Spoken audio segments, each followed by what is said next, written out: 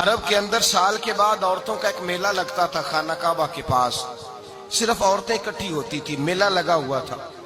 ایک تورات جاننے والا یہودی عالم بھی آیا ہوا تھا، وہ بیویوں کے مجمع پہ نظر ڈال کے کہنے لگا، بیویوں مرد کا کام تو کوئی نہیں عورتوں کے مجمع میں بات کرنا، لیکن میں تمہیں ایک پیغام دینے لگا ہوں، اللہ کے آخری رسول جو مکے میں پیدا ہونے والے ان کے آنے کا وقت قریب آ گیا ہے، وہ بیوی بڑی خوش نصیب ہوگی جنہیں ان کی رفاقت ملے گی۔ عورتوں نے جب دیکھا کہ مرد آ گیا عورتوں کے میلے میں تو انہوں نے ڈانٹا جھڑکا، کہا چل اٹھا اپنی کتابیں اور نکل جا۔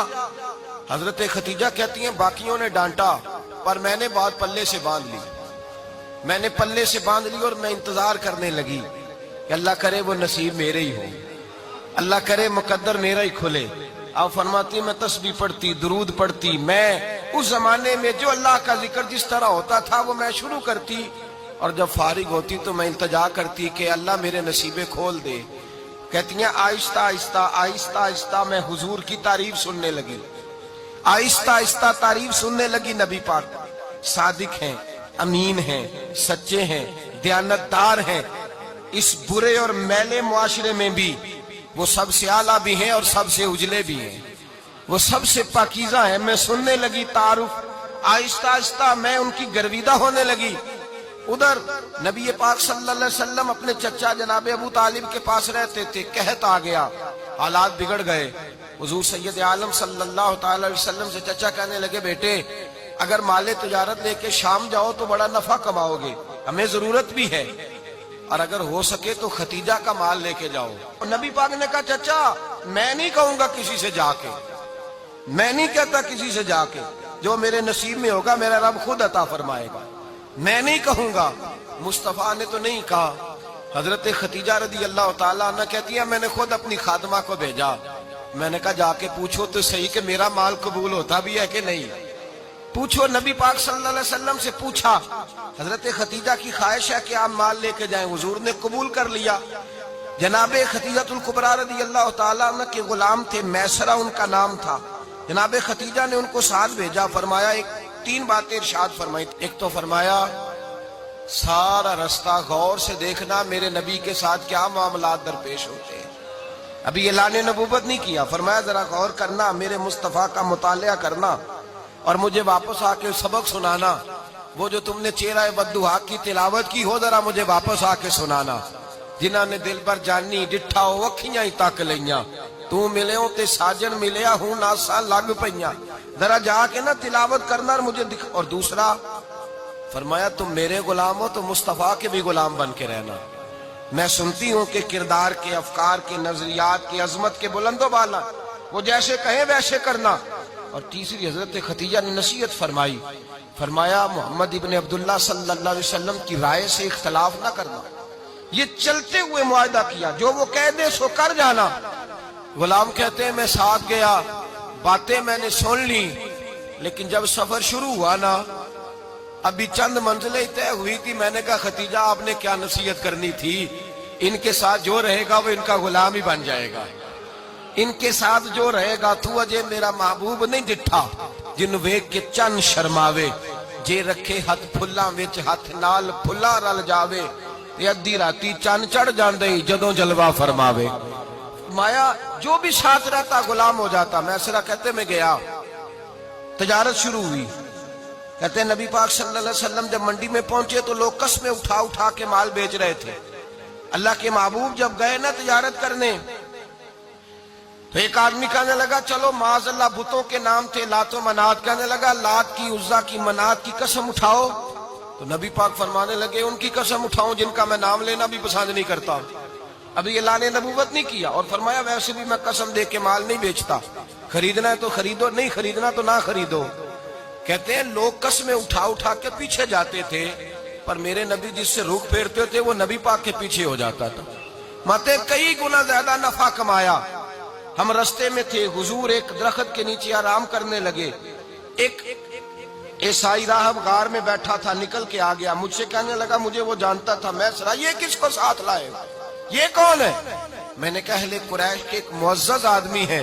کہنے لگے یار جس درخت کے نیچے یہ لیٹے ہوئے ہیں یہاں عام آدمی نہیں لیٹ سکتا، یہاں وہی لیٹے گا جو اللہ کا سچا رسول ہوگا۔ یہاں دوسرا کوئی لیٹ ہی نہیں سکا. یہ رسول ہے، ان کا خیال رکھنا. کاش میں اس وقت تک زندہ رہوں جب یہ نبوت کا اعلان کریں. میسرہ کہتے ہیں میں غلام ہو گیا. نبی پاک صلی اللہ علیہ وسلم کی ادائیں مجھے بھانے لگی. جب واپسی پہ نکلے تو گرمی بڑی شدید تھی. فرماتے ہیں جب دھوپ تیز ہوتی تو بادل کا سایہ آ کے حضور پہ سایہ کر دیتا.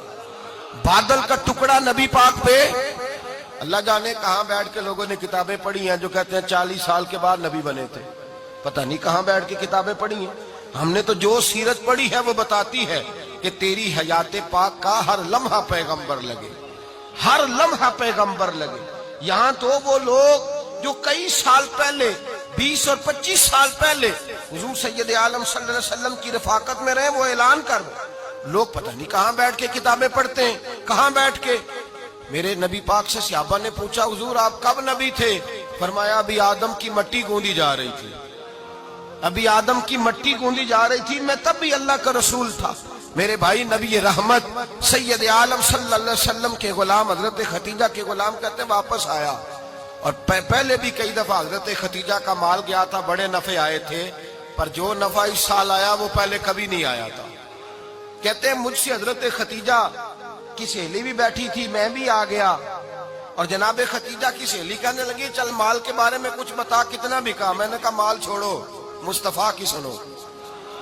اور پھر کہتی چلو ٹھیک ہے، بادل سایہ کرتا تھا، چلو ٹھیک ہے. تم سے راہب نے پوچھا تھا یہ صحیح ہے، انہوں نے تیری سارے رستے بڑی خدمت کی، تیرا بڑا خیال رکھا، پر یہ بھی بتا تجارت کیسے ہوئی؟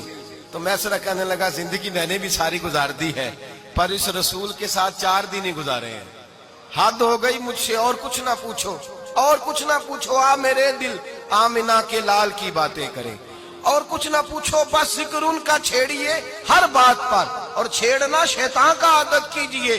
بس مجھے حضور کے تذکرے بیان کرنے ہیں، ذکر مصطفیٰ کرنا ہے. حضرت ختیجہ الکبریٰ بڑی متاثر ہوئی.